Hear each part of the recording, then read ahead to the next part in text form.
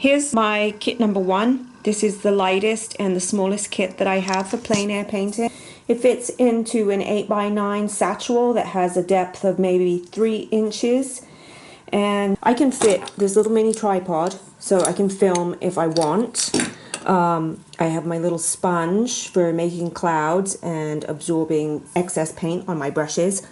I have a technical pen, a gel pen, a smudge stick, a 7B pencil, and a permanent black marker. I have a small ruler, a technical pencil, and a black biro.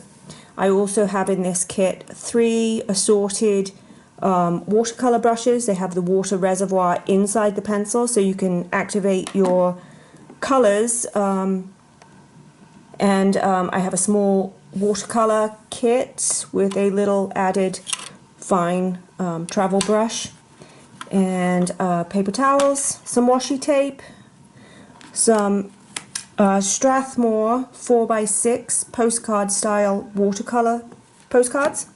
I have my business cards with me and my phone, and I also have this spritzer, and I could bring that, or I could bring one of these water containers. So I haven't decided which one I'll do in this kit.